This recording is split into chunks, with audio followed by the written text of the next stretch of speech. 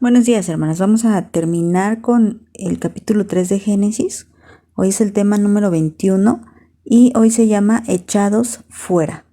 Vamos a leer del versículo 22 hasta el 24. Dice así la palabra de Dios. Y dijo Jehová a Dios: He aquí el hombre es como uno de nosotros, sabiendo el bien y el mal. Ahora pues, que no se alargue su mano y tome también del árbol de la vida y coma y viva para siempre. Y lo sacó Jehová del huerto del Edén para que labrase la tierra de que fue tomado. Y echó pues fuera al hombre y puso al oriente del huerto de Edén querubines y una espada encendida que se revolvía por todos lados para guardar el camino del árbol de la vida. Bueno, quiero aclarar, como ya lo he hecho anteriormente, que cuando aquí dice el Señor: He aquí que el hombre es como uno de nosotros, sabiendo el bien y el mal, ya sabemos que nosotros conocemos el mal de una manera distinta a Dios, porque nosotros somos corruptos y conocemos ese mal así, pecando. Pero Dios conoce el mal de una manera santa. Él conoce lo que es malo, pero no lo practica, nunca lo ha hecho, nunca ha pecado, así que su conocimiento es más excelso y superior al de nosotros. Cuando aquí el Señor menciona es como uno de nosotros, no está hablando que seamos dioses o que seamos iguales a Dios, sino que ahora íbamos a tener un conocimiento, pero un conocimiento no auténtico al de Él, sino que, como les digo, nuestro conocimiento es corrupto. Y tanto es que el conocimiento del ser humano es diferente al de Dios. Es que Dios tiene la capacidad de limitar su acceso ahora al árbol de la vida. Si fuese que al comer ese árbol, ese fruto, de inmediato nos convertimos en dioses, entonces seríamos omnipotentes, omnipresentes, omniscientes, y no lo somos.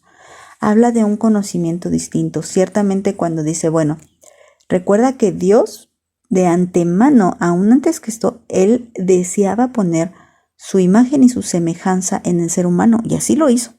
Él puso su imagen y semejanza en el género humano, hombre y mujer. Tenemos la imagen y la semejanza de Dios. Así que no es como que Dios no quiera que seamos semejantes a Él, pero no somos dioses. ¿Semejantes en qué sentido? Bueno, pues ya lo analizamos también anteriormente. Semejantes en amor, semejantes en misericordia, semejantes en inteligencia, semejantes en muchas cosas. Pero el Señor nos había guardado de conocer el pecado, de conocer lo malo. Ciertamente Dios sabe lo que es malo, pero repito, sin practicarlo, porque aún Satanás ya había pecado. Dios no inventó el pecado. Pecado es hacer algo malo, así que Dios no lo inventó, ni tampoco podemos decir que Satanás lo inventó, sino simplemente el pecado es ir en contra de lo que es bueno, y pues siempre hay esa posibilidad. Y Satanás tomó esa posibilidad de ir en contra de Dios. Ahora, Dios promete, como lo vimos en el tema anterior, redimir al ser humano. Pero esa redención solamente viene a través de Jesucristo.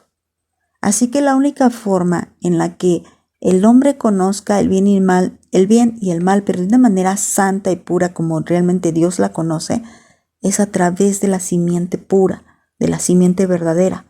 ¿Qué quiere decir? Que ahora a través de Cristo, y vamos en este proceso, sí conocemos lo que es pecado. Incluso lo llegamos a practicar anteriormente en nuestra vida antigua, no actualmente. Pero ahora vamos teniendo una perspectiva del pecado de una manera totalmente diferente. Ahora debemos de aborrecerlo como Dios aborrece el pecado. Les digo, Él conoce el pecado, pero Él lo aborrece. Él no lo practica, nunca lo ha hecho. Entonces, aquí vemos cómo no somos Dios, porque si fuéramos Dios tendríamos la capacidad de tomar del árbol de la vida aunque Dios pusiera el obstáculo que pusiera. Pero Dios no es ningún asesino que quiera impedir la vida para el ser humano. De hecho, Él hizo al ser humano con vida eterna. Viene la intervención de la serpiente y entra la muerte. Romanos 5, todo el capítulo 5, hace referencia a esto, cómo a través de Adán, de un solo hombre, entra la muerte a todos. Pero también Romanos 5 nos dice que a través de un solo hombre hay vida para todos, y ese hombre es Jesucristo. Entonces, el Señor no quiere que tome el hombre de este árbol de la vida y coma y viva para siempre. Fíjate, ¿quién pecó y no muere físicamente? El diablo y sus ángeles. Así que Dios no quiere que nosotros caigamos en esta condición. Él quiere que tengamos vida eterna, pero verdadera vida, vida en abundancia, sin pecado, porque con el pecado no se puede vivir. Así que Él no quiere que nos quedemos en esta condición para siempre, hablando de una vida eterna terrenal, y no tengamos opción a la redención. Al contrario, dice, bueno, sí, yo quiero que tomen del árbol de la vida, pero de una manera distinta. ¿Y por qué? ¿De dónde saco esto? Bueno, pues fíjense que Apocalipsis capítulo 2, versículo 7 dice, el que tiene oído, oiga lo que el Espíritu dice a las iglesias.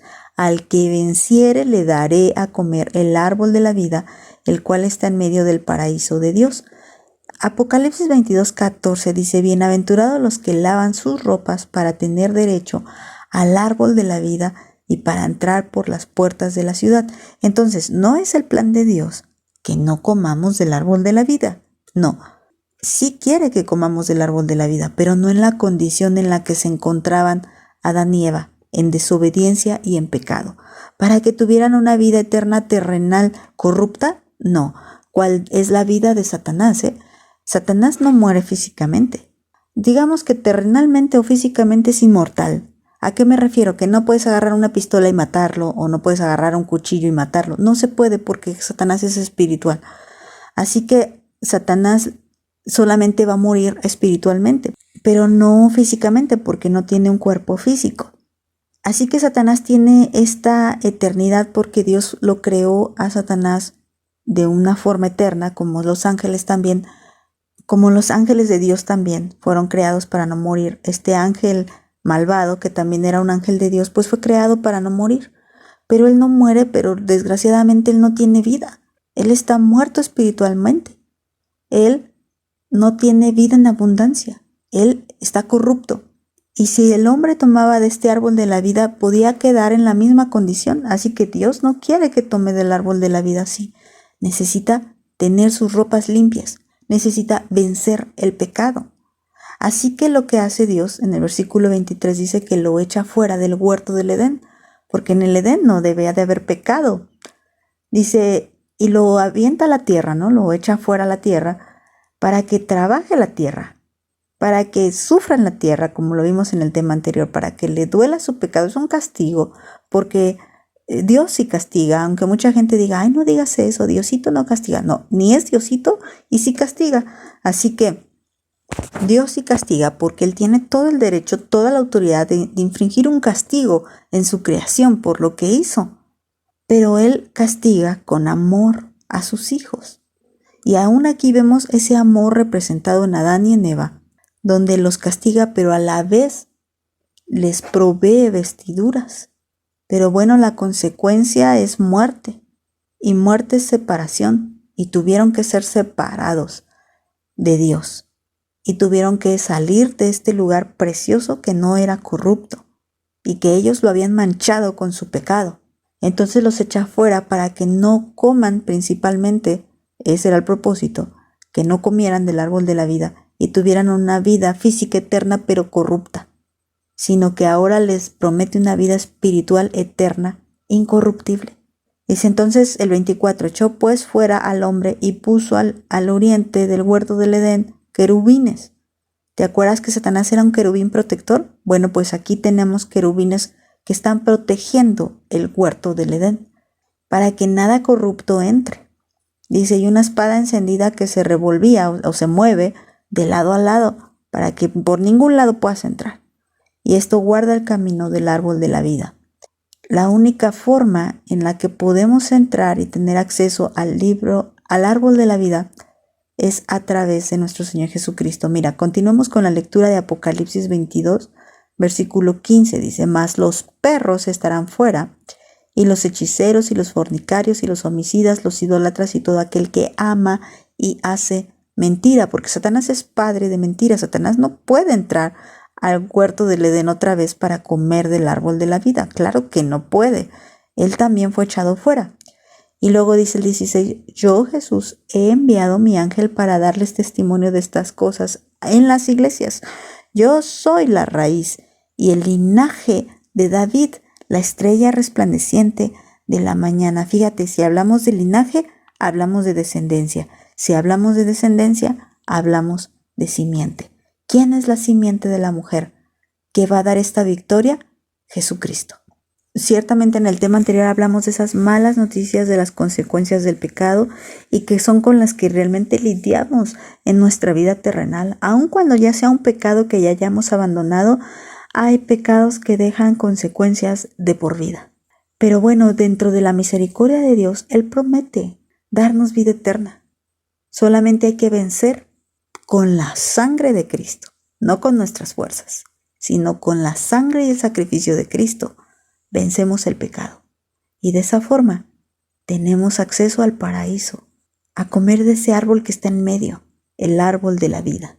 Ahí donde está Cristo podemos entrar a comer de él y tener vida eterna, pero no corrupta, como corría el riesgo de que si Adán y Eva alargaban su mano para tomar del fruto, pues sí, vivirían, pero no de una manera como Dios está prometiendo que viviremos, sino como Satanás, así, tal cual. Él no muere físicamente, pero está muerto espiritualmente. Y sabemos que como lo vimos en el tema anterior o antes de ese, Dios castigará a la serpiente tortuosa, a la serpiente antigua, al dragón. Dios lo castigará y morirá para siempre. Bueno, vamos a dejarlo hasta aquí. Que el Señor las bendiga.